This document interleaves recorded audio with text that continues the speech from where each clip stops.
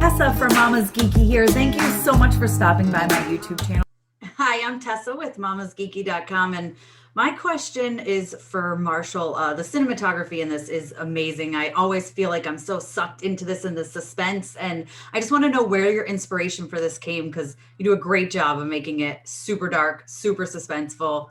Like I said, I get sucked into that moment. So, Wow, very cool. Well, thank you, Tessa. That's really sweet. It was such a collaboration with Night. It really was. And, talking it through, we had a lot of prep time, and I guess, I tend to lean towards the dark side anyway. So, which is probably the reason I was there to begin with. But yeah, I don't know. Going through the show, I thought Mike did a fantastic job with season one, and I was just trying to essentially keep up and keep it going as best I could. So anyway, thank you. From the Daily Texan, my question is a bit of like a joint question between the cinematographer, production designer, and costume designer. I just want to know if you could kind of give a brief overview of how you guys work together in kind of all of your positions culminating in one sort of visual aesthetic, if that question makes any sense. You want to take that one, Naaman? I'll start. On this show in particular, we all have such a tight relationship, especially at this point in the show, that really all of our decisions have been a combination of us all working off of each other's ideas and thoughts. The house is designed, but we're constantly tweaking it and adding new sets. But Caroline, she can speak for her involvement, but she plays really nicely off of all the different textures and wallpaper and all that kind of stuff, and we just kind of always make sure that we're communicating with sets coming up. I will jump in and just say that Naaman and the art department build this wall for every episode. This is, for me, very unusual in TV, and it's like this complete walkthrough of what the sets are all going to look like, and not just the ambiance, but the real like emotional feeling of how the sets will look once they're dressed.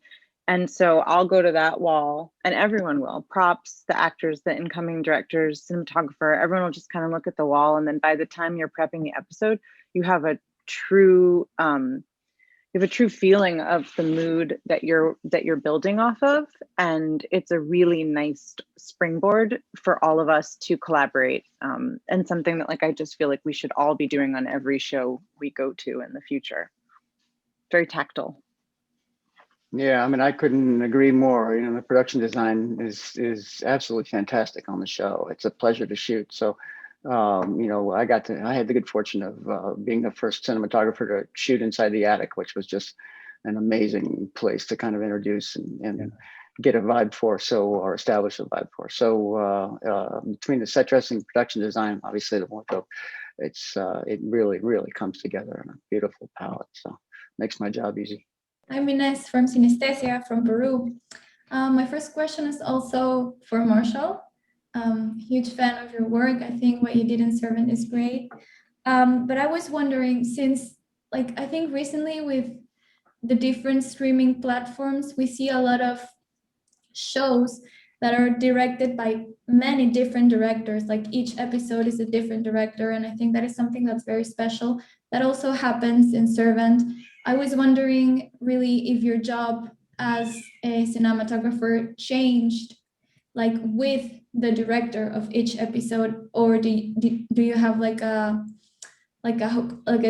cohesion for your job? I mean, I would say that my job description really in a lot of ways boils down to trying to help the director bring their vision to the screen. It's not, I never find it, my responsibility to try to superimpose my ideas and designs on what they do. So I try as much as possible to help them kind of bring their vision, and that in that way, we kind of get a different look for every director that I worked with. At least I felt definitely so on Servant. So it's a balance, and you find a great partnership, but definitely it's really my job description to try to help them bring their vision. So I try very hard to do that as much as possible. What's the best piece of advice M. Night has given any of you? Night always pushes everybody to kind of stick their nose out and like push design, push sound, push editing, you know, colors and textures and patterns and all of that. And, you know, he's kind of allows all of us to go to the extreme, and he has the ability to let us know really cleverly that we've gone too far. So he really tries to get, he kind of lobs it out there, doesn't give us too much information, and then he will kind of go like, all right, you've kind of like pushed it too far. And so the advice that I've learned from him is, you know, don't be afraid. There's always, you can always dial stuff back, but it's hard to ramp up. Yeah, well said. I feel the same way. He's a really good, he gives me a lot of leeway, and then he can come in and do his job in a way that doesn't really hurt anybody's feelings. To my knowledge, he's always he's easy to talk with. And his points, when he gives me something that is not working, I go, oh, because the way he describes it is so great. It's just so much information. He's just so wired up to know exactly what to tell me. Whereas some directors go, I don't know, Harvey, you know, what do you think of this? And that's not, I know what I think of it because I've already done that. So when he has notes, they're really great notes. And I've learned a lot from working with him. And it's fun to do stuff that makes him happy because he's a real good cheerleader too, as well. Mm. Yeah, he's very positive. And so fun, Naaman, it's so fun to hear what you described, because that's exactly how I feel too. He's an amazing pusher, an amazing motivator. But I would say the most amazing. He's just great at getting your best work, and he won't let you settle for anything less either. He definitely won't settle for anything less, but he won't let you settle for anything less than the best you could possibly do either, which is a fabulous inspiration. When the attic initially was written as sparse and very austere, and I went down that path and then said, you know what, I'm just going to push it. And, you know, the wall that I put up for the attic set and the design and kind of the way we were headed with my set decorator and Caroline with her, you know, textures and all of that was like, oh boy, here we go. That's and great. He walked up and took one look at the wall and said, I did not imagine this for a minute, but I absolutely love it. And that's how we ran with it. So I love when he, you know, he obviously played a role in that script and had a vision. And just by allowing us to kind of, you know, be fearless, he, you know, was introduced to something that he wasn't anticipating. Yeah. Yep. He's also the most, he storyboards everything. So he comes to set completely prepared. So when you can surprise him as a designer in any arena, if it's a prop, a costume, he's so excited about it because he knows exactly what he is going to do. Like Marshall, they've been preparing like shot by shot, and then there's such delight in the surprise element for him. He's the most supportive and excited cinephile.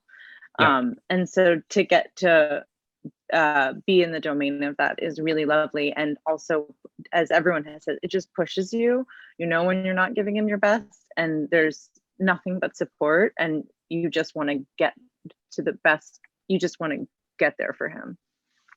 Yeah, I remember the meeting we had for episode 4, and I forgot my script because I was rushing because I was doing something else, and I rushed in, and they just had the storyboards. And we ran the entire meeting with just the storyboards. And I said, I've just seen a master class in directing. That was insane. It was so great. And the storyboards was so perfect. And the episode is, you know, obviously it's not just the storyboards, but the fact that he had that in his head, and I didn't even have to read the script while we were going over everything.